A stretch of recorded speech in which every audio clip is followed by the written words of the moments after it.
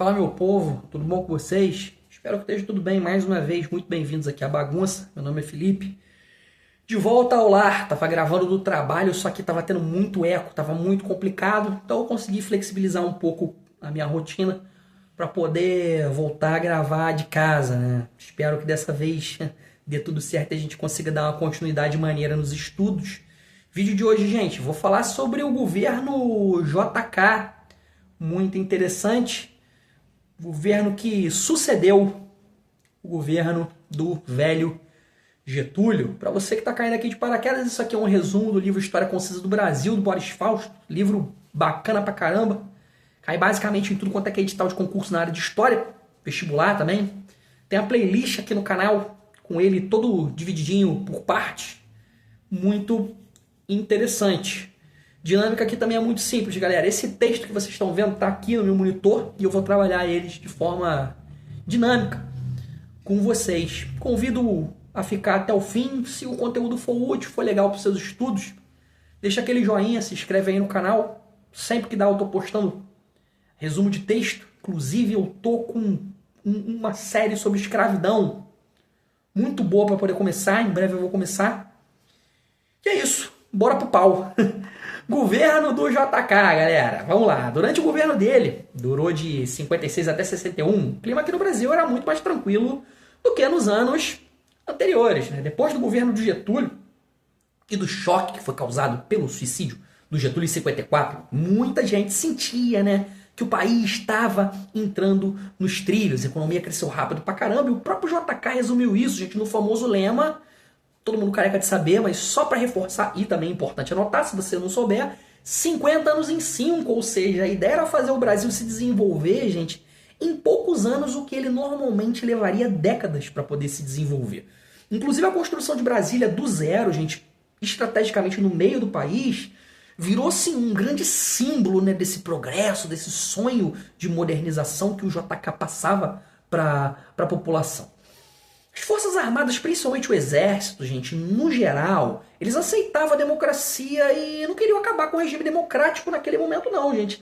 Mas assim, era uma democracia com certos limites. O que rola?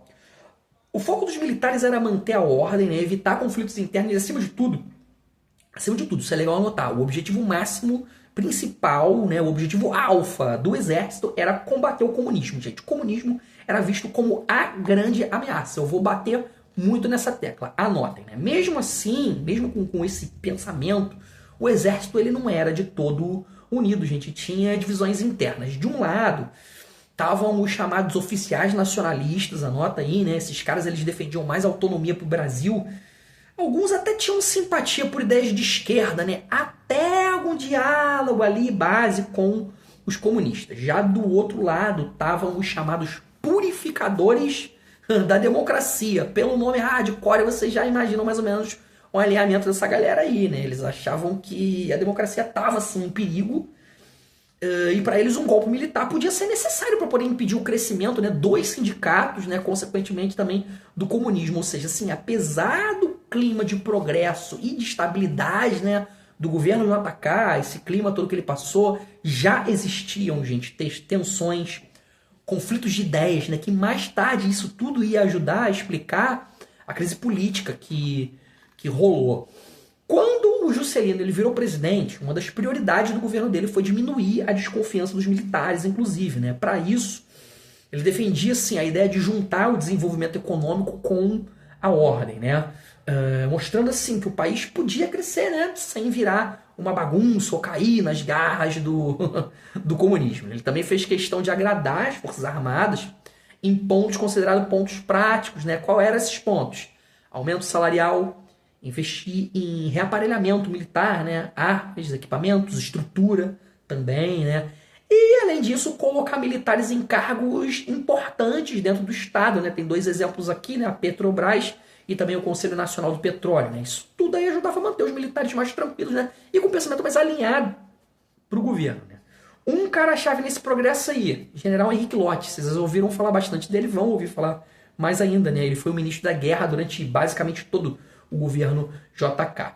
Ele funcionava, gente, como uma espécie de freio, né? um mediador dentro do exército. Ele evitava mais radicalismo, né? e garantir apoio dos militares ao presidente, né? Um alinhamento com as ideias do governo. Na política, o JK se sustentava numa aliança de dois partidos, gente. O PSD e o PTB.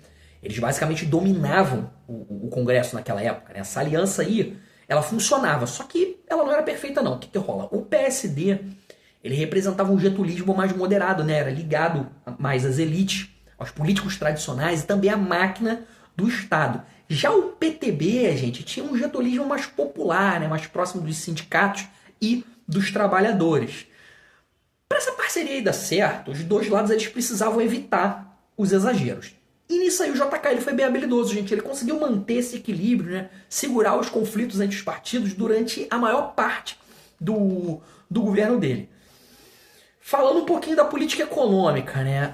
Ela girava em torno do chamado programa de metas, né? Comentei basicamente com vocês sobre isso. Esse plano de metas aí era um plano grande com 31 objetivos. Vocês conseguem encontrar na net, se tiver a oportunidade de ler, lê que é a boa, tá?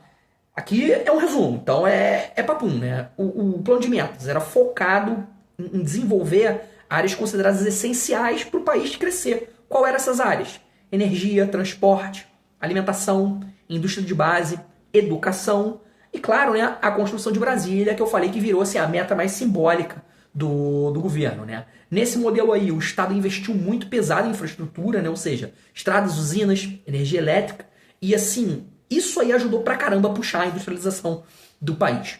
Diferente do Getúlio, o JK não teve medo de abrir espaço para o capitalismo estrangeiro, ele trouxe empresas de fora para poder investir aqui no Brasil, né? Isso, inclusive, beneficiou principalmente, gente, setores como a indústria automobilística, a siderurgia e a produção de energia, gente. O crescimento foi rápido pra caramba, o resultado foi muito rápido.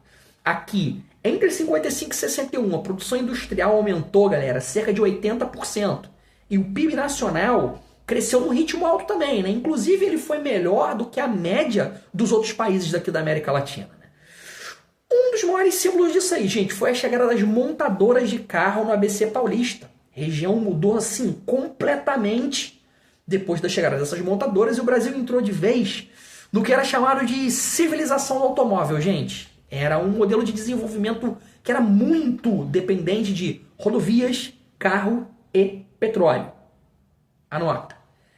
Na maioria das pessoas, esse período aí, ele foi marcado assim por bastante otimismo, né? E também por obras grandiosas. O maior símbolo foi Brasília, falei já algumas vezes, né? Foi inaugurada em 21 de abril de 1960. Foi planejada, dois nomes importantes, né? Oscar Niemeyer e o Lúcio Costa. Era uma cidade moderna, né? de ponta, né? E assim, tinha críticas da UDN em cima disso, né? E também da oposição, que era liderada pelo Carlos Lacerda, esse mesmo. E mesmo, só que assim, mesmo com tudo isso, gente, Brasília virou o grande ícone do governo JK, né? De toda aquela ideia de progresso da época. Precisava de um símbolo, e esse símbolo foi Brasília, né? Bom, o movimento sindical começou a mudar na época do governo do JK. Mesmo assim, essas mudanças, que elas só ficassem mais evidentes nos anos 60, né, já ali no governo do João Goulart, foi um start para as mudanças maiores da frente, né? Com o crescimento dos trabalhadores organizados, ficou mais evidente que o modelo sindical oficial, controlado pelo Estado, né, que era o da Era Vargas, não estava mais dando conta de todas as demandas que estavam surgindo, né? Por conta disso, gente, surgiram algumas organizações paralelas, né, aos sindicatos oficiais que foram criados pelos próprios trabalhadores visando dar mais autonomia, né, e voz política para essa galera. Tem um exemplo maneiro aqui que foi o Pacto de Unidade Intersindical, né, o PUI, o PUI. Foi fundado em São Paulo em 55, né? Esse pacto aí buscava unir vários sindicatos de segmentos diferentes, né? Aqui no Rio surgiu o Pacto de Unidade e Ação, né? O PUA. Esse aí atuava principalmente entre os funcionários públicos e os trabalhadores, né? Dos tidos serviços essenciais, energia, transporte e tudo mais. Ele foi muito importante, gente, porque ajudou a preparar o caminho, gente, para outro camarada que viria mais para frente, o Comando Geral dos Trabalhadores, o CGT, né? Depois ia ter assim, um papel basicamente decisivo numa crise de greves muito absurda que rolou mais pra frente, né? Anotem essas siglas, né? O sindicalismo ele passou a se concentrar mais nos setores que estavam mais ligados ao Estado, onde já tinham tradições, né, e mais espaços de atuação. Em contrapartida, gente, ele teve dificuldade de entrar nos setores mais modernos da economia, indústria automobilística, né, o maior exemplo disso, acabei de falar agora sobre ela, né? Isso aconteceu assim, tanto por conta da cultura sindical mais antiga, quanto pelas novas formas, gente, de organização do trabalho que foram trazidas por quem? Pelas multinacionais de fora, gente, que dificultavam, né, as ações dos sindicatos. Eu falei, o JK não teve miséria em trazer dinheiro e investidores de fora. Apesar de todo esse otimismo aí, gente, e dessa imagem de progresso, né, também o país teve problemas econômicos bastante sérios, gente, principalmente nas contas do governo e nas relações comerciais com o exterior, gente. O Estado ele gastou muita grana com o programa de metas e também com a construção de Brasília, né? O Brasil ele começou a vender os seus produtos por preços relativamente piores, né, no mercado internacional, né? Os chamados termos de intercâmbio pioraram pra caramba, né? E tudo isso fez o déficit público crescer. Claro, vocês terem uma ideia aqui, chegou a cerca de 4% do PIB em 57. Isso é um número muito grande, gente. Consequência mais sentida foi a inflação, obviamente, né? Não parou de subir e chegou a quase 40% em 59, né? Isso aconteceu por vários motivos, gente. Foram gastos elevados do governo. Teve a política de manter também o preço do café, que envolvia imprimir mais dinheiro, ou seja, se imprimir mais cédula, a moeda perde valor. E também o crédito fácil, né, que era dado pelo setor privado. Isso aí estimulava consumo e também investimentos. Só que também aumentava a inflação. Bom, diante desse cenário aí todo, né, teve mudanças na equipe econômica. Em 58, José Maria Alckmin saiu do Ministério da Fazenda, no lugar dele entrou o Lucas Lopes, enquanto Roberto Campos, nome bastante famoso, né, assumiu um papel realmente central no BNDE, né? Os dois tentaram colocar em prática, gente, um plano de estabilização cujo seu objetivo principal era frear a inflação. Só que assim, sem abandonar totalmente essa ideia de crescimento e de desenvolvimento. O desafio principal era segurar a bagunça financeira, né, sem parar o motor da economia. O plano para poder controlar a inflação, ele deu ruim porque muita gente era contra o plano, né? Cada grupo tinha os seus medos, né, ou os seus próprios interesses, né? Alguns setores inclusive ganhavam dinheiro com a inflação, né? Então, eles não queriam mudança nenhuma. Os trabalhadores organizados, eles ficaram desconfiados, né, achando que esse plano podia ser um acordo com o imperialismo, sim. Que no fim das contas, assim, quem ia acabar pagando a conta eram os salários desses trabalhadores, né? Já os empresários de indústria e os cafeicultores, eles também reclamavam porque o governo apertou o crédito, mexeu no câmbio, né? Isso aí atrapalhava diretamente os negócios dessa galera, né? Para piorar, existe como piorar, sempre existe. O governo ele tentou negociar um empréstimo de mais ou menos 300 milhões de dólares com o FMI, número muito absurdo, para os padrões da época, não que hoje não seja, né? Isso aí virou assim um problemão político em 59, né? Ficou basicamente impossível de sustentar e o Juscelino acabou rompendo com o FMI, né? E jogou todo esse plano fora. Essa ruptura aí, ela até recebeu, gente, apoio de partidos e também de grupos importantes. Anota aí, ó, PTB, PCB, né? A Fiesp, até mesmo a cúpula militar, parte, né, apoiou esse rompimento. Só que assim, na prática, isso aí não empolgou a maioria da população, obviamente, né? Clima desgastado pra caramba, o país foi caminhando para a eleição de outubro de 1960 e o Jânio Quadros apareceu como o grande favorito, né? Enquanto o general Lott, né, que era o contra, ele era apoiado pelo PSD e também pelo PTB, ele mostrou fraquezas, né, que acabaram enfraquecendo bastante a candidatura dele, né? Entre 45 e 60, muito mais gente passou a votar aqui no Brasil. O número de eleitores praticamente dobrou, gente. Saiu de cerca de 6 milhões para quase 12. Praticamente dobrou mesmo, né? Isso aí aconteceu principalmente porque cidades cresceram pra caramba e as pessoas começaram a se sentir mais interessadas por política, né? Foi nesse cenário aí, inclusive, que aconteceu a eleição de outubro de 60, no qual o Jânio Quadros ganhou com 48% dos votos, gente. Ele ficou bem à frente do General Lott, que ficou com 28%, e também tem outro cara, o Adhemar de Barros, que ficou com 23%, né? Mesmo com a derrota do Lott, o João Goulart, ele acabou eleito vice-presidente. Como assim, gente? Isso era comum até naquela época, porque o sistema, gente, ele permitia que o presidente e o vice, eles fossem tanto de partidos quanto de projetos políticos completamente diferentes, né? Isso aí já criava tensão, meu irmão, antes mesmo do governo começar. A vitória do Jânio, gente, foi vista assim como uma espécie de esperança de mudança, de renovação da política, né? E essa eleição, ela ainda tem um peso histórico muito grande, gente, muito grande mesmo, porque ela foi a última eleição direta para presidente antes do período longo sem voto direto, né, que só terminou em 89, é pesadíssimo, né? Bom, posse do Jânio em Brasília, passou aquela sensação pro povo assim de que, pô, agora vai, né, de um novo começo. Só que, pô, o governo dele, gente, logo mostrou que era todo torto, era cheio de contradições. Vamos lá, por um lado, ele adotou medidas moralistas logo de cara, né? Medidas bem populares para padrões da época. Tá aqui, né? Ele proibiu o lança-perfume no carnaval, acabou com a briga de galo, dentre outras práticas que eram consideradas subversivas pelo popular, né? Isso aí agradou parte da população, né? Reforçava aquela imagem de político linha dura que ele tinha, né? Por outro lado, nas decisões políticas de maior impacto, né?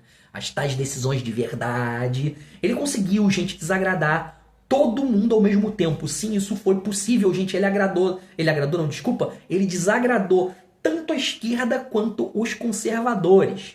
Na política externa, né? Ele quis mostrar mais independência, né? Tem um exemplo bem chamativo aqui, cara, Cara, esse exemplo aí foi a bomba que só falando, a gente falando de militar, combater comunismo, que fudeu o batalhão.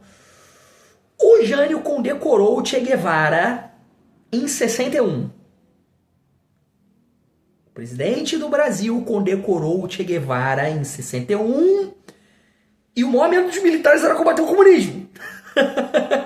Vamos lá, isso basicamente caiu com uma bomba, principalmente para a UDN, né? Pô, ficou furiosa com esse gesto. Na economia, ele desvalorizou a moeda, né? Cortou subsídios, tentou segurar os gastos do governo e o resultado foi imediato no bolso do povo, gente. Tem até o exemplo que fala aqui, né? Que o preço do pão e também dos combustíveis disparou pra caramba. Essas medidas aí até agradaram o FMI, os bancos estrangeiros e o governo do Kennedy nos Estados Unidos. Só que assim, dentro do Brasil, o Jânio estava ficando politicamente, basicamente, isolado, gente. Ele não tinha uma base firme no Congresso. Ele vivia brigando com os partidos, né? E também com os governadores. Ele conseguia brigar até com os antigos aliados dele, né? O resultado, gente, foi um governo completamente instável, sem nenhuma sustentação. A crise explodiu de vez quando ele renunciou do nada, em 25 de agosto de 61. E ele ainda chegou e falou que a renúncia foi por conta de forças terríveis. Pois é, foi isso aí. Se encontrar o discurso dele, vocês vão conseguir conferir, né? Só que assim, quase todo mundo entendeu isso como uma mistura assim, de estabilidade pessoal com um blefe político que deu completamente errado, né? Ele achou que assim, que depois ia voltar mais forte, só que não aconteceu isso, né? Pela Constituição, com isso aí, quem tinha direito de assumir era o vice, né? O João Goulart. Só que assim, uma parte dos militares não queria deixar isso acontecer com medo de que o governo dele abrisse espaço para o comunismo, gente. Ainda mais porque ele estava viajando para a China nessa época, né? Pô, consequentemente isso aí, cara, aumentou pra caramba a desconfiança. A reação direta veio do Sul, do Rio Grande do Sul, quando o Brizola ele liderou a chamada, anota aí, gente, campanha de legalidade, defendendo que a Constituição ela fosse respeitada, né? Inclusive ele contou com o apoio do Terceiro Exército e isso deu um peso muito forte para esse movimento. Para poder evitar um golpe, né, ou até mesmo uma guerra civil, o Congresso ele inventou uma saída assim de meio termo. Ele mudou o sistema de governo, né, implantou o parlamentarismo. Assim, o Jango ele pôde tomar posse em 7 de setembro de 61, só que assim com poderes bem reduzidos, né? Foi uma solução meio que improvisada, né, que foi feita ali para poder esfriar a crise política naquele momento, gente. Bom, assim a gente fecha essa parte do resumo. Próximo vídeo eu vou falar sobre a crise desse regime, né? A crise do regime e do golpe de 64. Se você sobreviveu até aqui, achou o conteúdo interessante, deixa aquele joinha, passa para frente para quem está estudando. O microfone desligou, espero que não tenha reduzido muito a qualidade do áudio, que eu não vou gravar de novo. E é isso, pessoal. Vou ficando por aqui. Um forte abraço a todos. Bons estudos. Valeu, falou. Consultem as playlists se necessário. Tamo junto. Em breve vou começar aí uma série de vídeos sobre escravidão que pesado, malvado e que vai dar uma base muito forte para vocês, para qualquer concurso na área. Valeu, falou, fui. Forte abraço. Até a próxima.